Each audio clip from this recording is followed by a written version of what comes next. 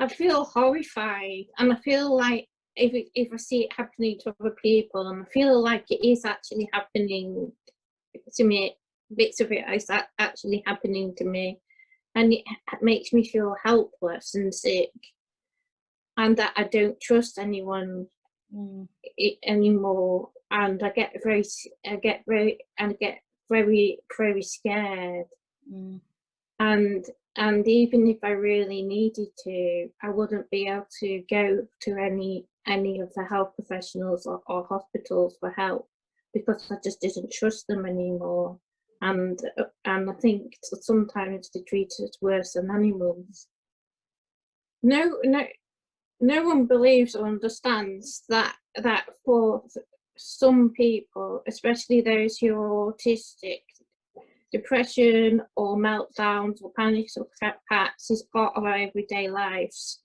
We've always got this part as part of our life, and it's something that we struggle with to fit in with society. But instead of listening to us and trying to understand how we communicate, they just stop and treating us and just put us in hospitals.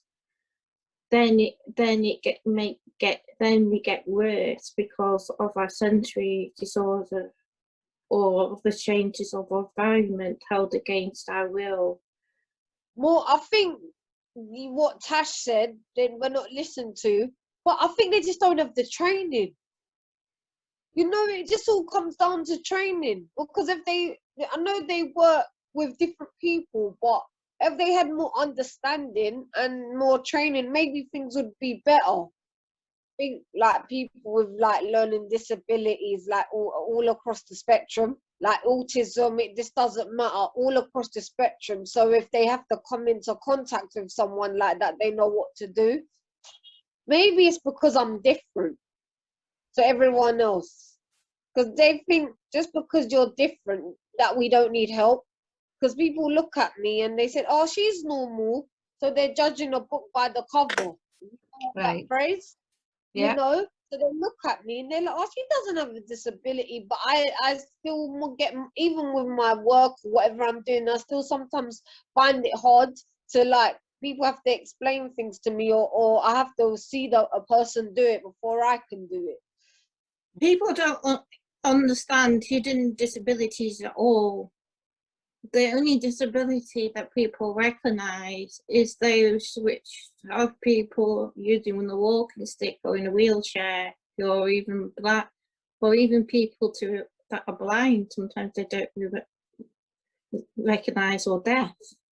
So how are they going to recognise somebody with like us? They think we either exaggerate things or we make things up.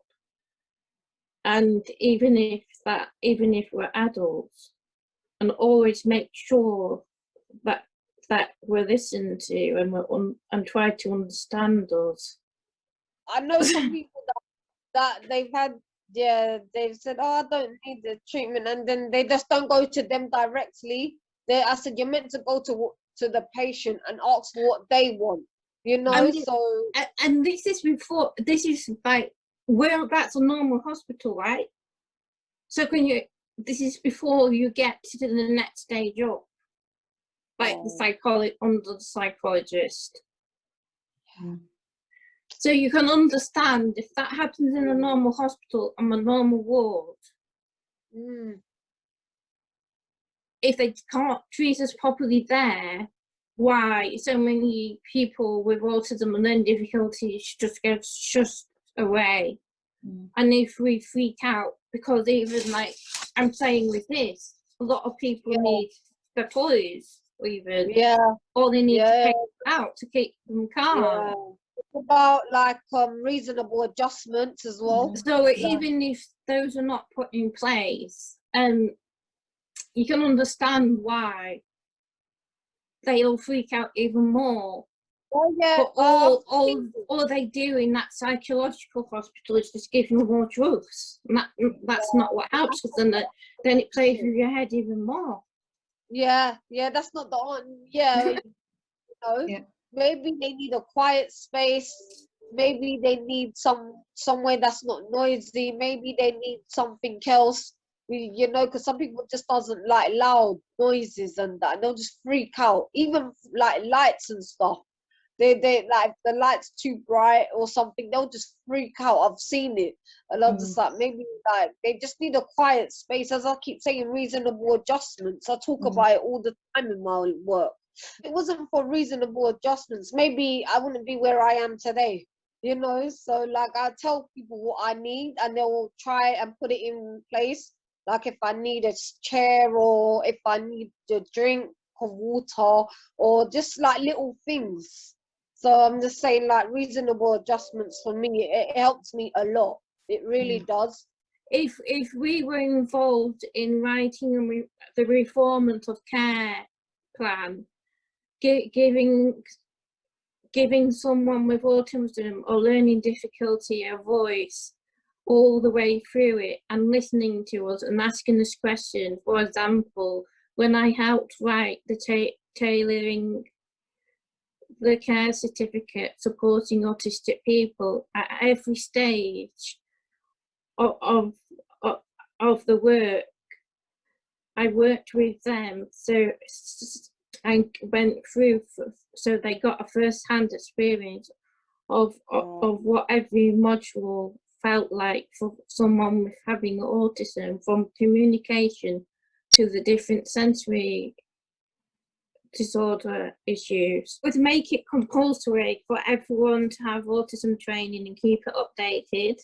Yeah.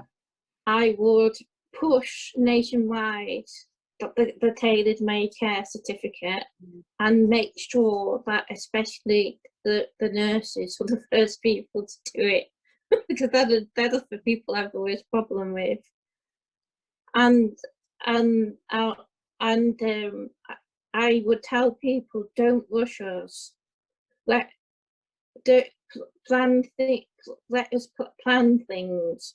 Don't cram everything together. Some people with autism need a few hours or even a day between different activities, because it can be too much for us otherwise.